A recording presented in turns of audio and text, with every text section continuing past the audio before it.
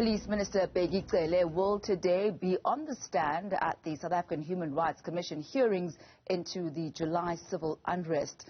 Cele faces tough questions about the lack of police presence during the riots that gripped parts of KwaZulu-Natal and Gauteng. He told the commission this week that National Police Commissioner Khehla Sitole was nowhere to be found during the unrest. Cele says he worked with the late National Deputy Police Commissioner, Lieutenant General Sindile Mfazi.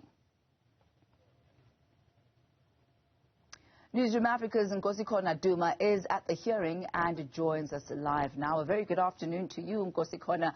What have the proceedings been so far? I know that 1 p.m. is the anticipated start time for the next session for today. Good afternoon to you, Tammy. Well, everyone here is eagerly awaiting Police Minister Bheki Cele to testify. Earlier on, we had the Small Business Development Minister, Sindile Mfazi, who testified, taking much of the morning talking about the impact of the civil unrest on small businesses. But I guess for many people here, the great interest is on the testimony that will be given by Police Minister Bheki Cele.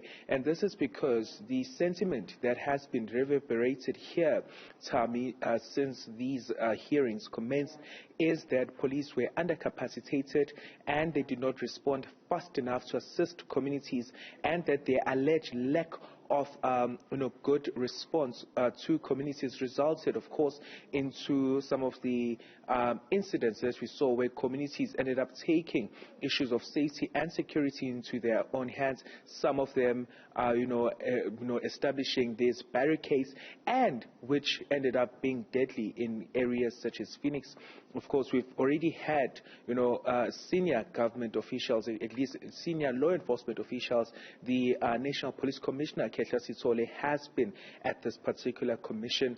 The Provincial Commissioner in KwaZulu-Natal for the police, Nkosikhona, has also been testifying here. And in their defense of the police, they cite issues like, lack of adequate information from crime intelligence that would have assisted them in creating a good combat plan into the criminality that was taking place. They've also cited poor resources within the police, issues like their equipment being outdated and certainly not being able to meet up and to catch up with the so-called instigators and those who were behind the criminality, as they were using, as they were better coordinated using things like social media, which the police, in terms of their coordination of work, at this commission, it has been, it at least appeared that they are not as equipped to deal with people who use advanced technology. We have, Nkosikhona Duma, over the past 2 weeks seen various ministers give testimony and answer some questions at the South African Human Rights Commission hearings.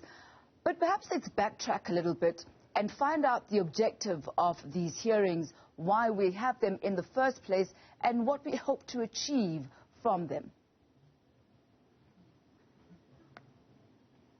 Well, Tammy, at the heart of these hearings, as what we've been told by officials, at least from the South African Human Rights Commission, is to find out exactly as to what happened, what was the root cause of the particular civil unrest that occurred here. But it also appears now, as we've been attending these particular hearings, is that the commissioners and the evidence leaders are also interested in the future going forward. So whereas we saw people starting to ask questions like, asking those who were directly impacted, who are witnesses as to what happened, asking them questions about how did this particular, violence erupt, what was the cause of it, how were you directly, affected by it, what is your opinion of what happened.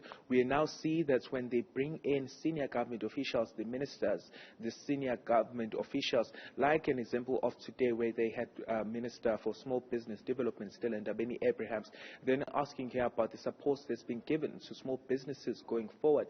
So it appears that the Commission is now looking into exactly what exactly transpired during, of course, the unrest, the actual root causes of it, and some of the reasons, of course, many of them linked to disgruntlement or anger at the arrest of former President Jacob Zuma but then the sentiment, I guess, that had already been established in the South African society is that, social issues that have been difficult to deal with, the sense, of course, the dawn of democracy, all these failures that democracy hasn't realized for many South Africans were also erupted, and they were also at a picking point where people suddenly were stealing food. They were eating cake that they'd been, going past shops to eat, desiring to eat.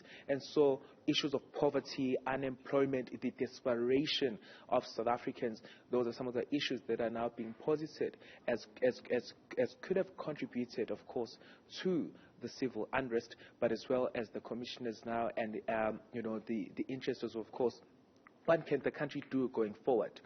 What is the actual plan of government? One of the questions that was asked here, of course, was to Stella Ndabeni-Abrahams earlier was, given that the South African government has been talking about its Vision 2030 and its National Development Plan, with the 8 years or so that are remaining, is it still possible to arrive to achieve some of those stated goals? So it appears that they're looking at what happened and also what is likely to happen going forward. Nkosikhona, Duma, thank you very much for that wrap-up.